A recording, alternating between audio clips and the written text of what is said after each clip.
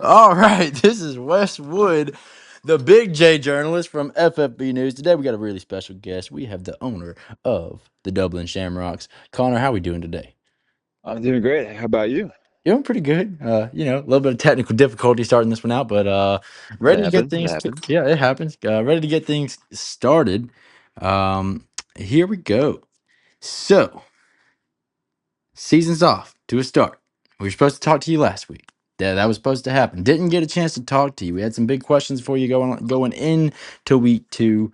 Now we got some big questions for you going in to week three. And I do urge you to keep in mind this is not Westwood talking. This is the people talking here. So still kicking off. Many called your 144 point week one meaningless because it came against a team considered a toilet bowl lock. But after your week two loss to what some are also calling a toilet bowl lock, the Tower Bombers, is it fair to say that was in fact a very meaningful loss and that your team's hot start was just a mirage? No, I wouldn't say that. I mean, in order to win, you have to lose a few games. You may just even lose one game, hopefully. That's how the first season wound up, and hey, won the championship then, so maybe we can go on that way, and hopefully that'll go well. But you gotta lose sometimes, so there's no worries there. All right, so we're not worried about losing to the Not Tower at all. Bombers. Not Well, at all. the Tower Bombers are a great team, you know. They have good players. I'm not worried about it. It's a good team to lose to. Hey, well, I have a close relationship with the owner of the Tower Bombers, and I think they'll appreciate a positive shout out this week. Uh, Moving forward, it's a tough week as far as what you're observing of the Dublin Shamrocks from a perspective point of view, outside looking in. This is why we have to ask these tough questions.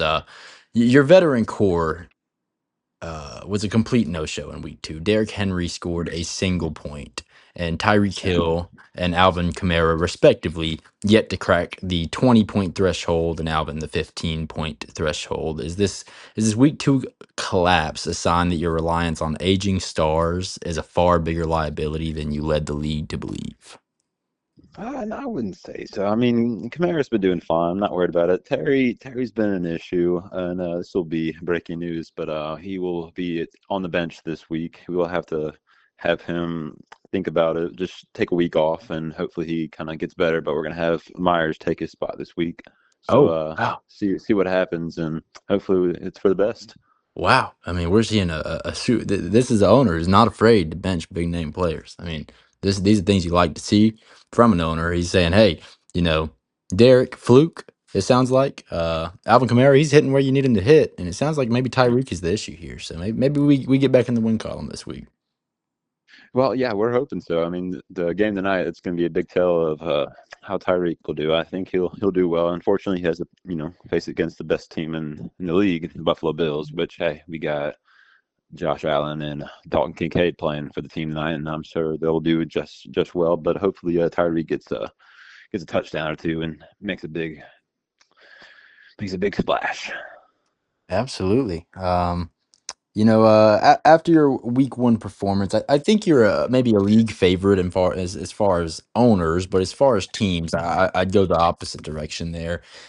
You had the league's full attention going into week two. Into week two, you go out, you score more points than anybody. You score more points than. Uh-oh, did it just stop? No, it didn't. Sorry about that. Um, you go out, you score more points than Reese's team, you score more points than Nick's team. Forget the Motley Crew, right? And everybody's watching. And in that, you know, I feel like you became a prime target, and now with a loss, and even more of a prime target. Does it feel like the rest of the league might be circling like vultures, waiting to see you fail again? Well, I think everyone wants to see me fail. I've never missed the playoffs before. There's always success with my team. I mean, we got a championship. Some people, they call it a Mickey Mouse ring, little bro over there who's never won. But haters are going to happen. We haven't won in a while. It's been too long, so we're hoping to get back on. Hopefully, be the first two-time champion. That's the goal.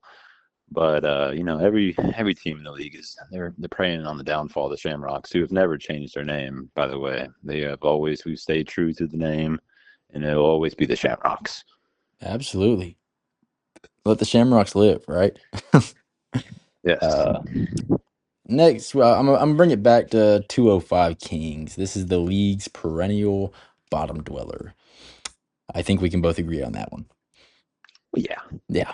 I mean, he knows it. But we look at his team and his stacking up of draft picks for a long term rebuild. We see him as maybe a symbol of the future, not the near future by any means, but the distant future. Do you have any envy or concern that his philosophy might be more sustainable than your own win now approach with veteran players? No, I wouldn't say so. I mean, I have faith in Ryan. I think, there's been teams in the past. I mean, just look, Reese won the toilet bowl, I think the first or second year, one of those years, and his team's been doing well recently. So, you can start from the bottom and get back to the top. It's definitely possible. But with my team, with age, it's concerning to see it sometimes. But, when you got teams like Church's Chicken out there where you can just send a trade to and, they'll, take the first or second offer and you're back in it and you got a nice little draft pick here and there, you got some young rosters, young players on the rosters, you got options to go with, especially Ryan too. He has stated he wants to move those draft picks, and hey, maybe I'll come knocking on at the end of the season and see what happens. Hey, I mean, I know there's some other teams, and I think right now you're sitting in the 5 spot, and you can take a look at in the power rankings, the standings, and you can see some of those teams in that similar place. I think that's where a lot of those mid pack teams are looking at is, Mm, hey Ryan, hey Eli, we don't see you guys winning games, and yeah, so get ready for a little doorbell to ring later on. that's right. Um, this season was supposed to be a victory tour for the Dublin Shamrocks, but this loss has been a little bit of a slap of reality. Has this humbled you at all, or are you still just as confident in this team's championship prospects as you were in week one?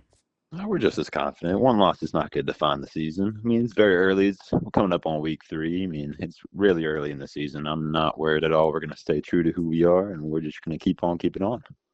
Absolutely. It's my first time interviewing a team that coming off of a loss. Typically we want to interview a team that won the previous week so we can keep things a little bit more positive. Yeah, But uh, didn't quite have that liberty after a loss to go ask the easy questions. But we do want to give you a chance to talk about your team in a positive light that's maybe not framed in a negative way. You have a top 5 matchup against the Jager Bombers looming. That's what we're heading into. Actually tonight. Yeah. Tonight we'll that's be right. heading into that. And with that going on, what's your message to the league? Do you believe you've already told me you know you're a legitimate contender. Oh, Um, absolutely. so what would be your message to the league going into week 3? Same message. I mean, we're not worried about it. We're gonna keep on keeping on, and we're gonna keep winning. You're gonna lose. It's gonna happen. It's not gonna. I mean, our first season we went. What was it? We lost the one game. I mean, you're not gonna be perfect. It's very rare to see. So losing games is just part of the game. It happens. But it depends how you react to that loss and how you overcome it and how your team overcomes it.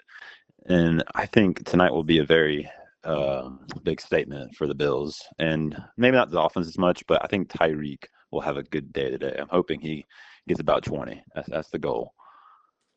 Yeah, that you got to root for a team like this. It's a lot of players that a lot of people have liked for a long time. I mean, that's Yeah. that's the one thing you can't knock about some veterans is And I will say about Terry being sad, we love Terry over here at the Shamrocks, but he hasn't been doing great, and it's not entirely his fault. Jaden Daniels, he's just not making his throws, and the Commanders are just not. They're not helping him out, and it's not really too much on him. But once they figure it out, he'll get back in the starting roster. He's not. It's just not a permanent solution. He's just there to kind of take a bye week, relax, think it over, and he'll be back. We just can see how Jacoby plays it, and hopefully he's the best for week 3.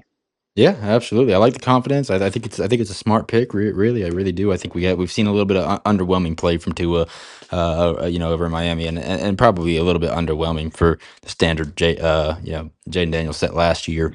Not horrible, but not the best. So maybe we'll see that turnaround later in the season. This is my favorite part. I think most people's favorite part of these interviews, Connor, is I originally planned out 6 questions, just 6 questions for each person. And spur of the moment, I said, "Wait a second, I think I'm forgetting what the people want to hear the most." And Connor, that leaves me with one question: if there's any one team owner that you had something to say, something to get off your chest, something that's been just weighing down on you, who is it? What you got to say?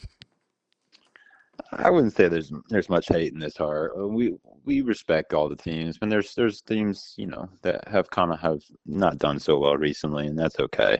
It happens, but we're not gonna bash them. We're just gonna focus on our task and keep playing as it is, and we'll just let the team do the talking. If someone wants to be rude to the Shamrocks, that's okay. Let them be. Freedom of speech. We like it. We like to hear it. Nothing against that. But we're just gonna hope everyone has fun, and we'll see what happens.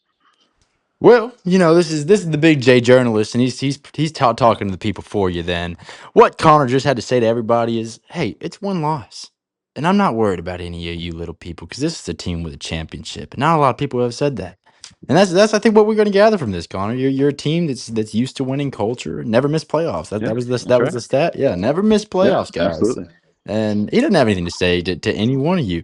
I know we had a little small shout out to little bro today. We had a small shout out to Eli, and even some disrespect from the owner of the Tower Bombers, with a reference to a penis after a good game handshake. But he's not worried about any of them. So y'all listen up. And one more time, this is Westwood, the Big J journalist from FFB News. We the people, for the people, we are the people. Thank you so much for being here, Connor. Wonderful pleasure. Thank you, Egg, for having me on.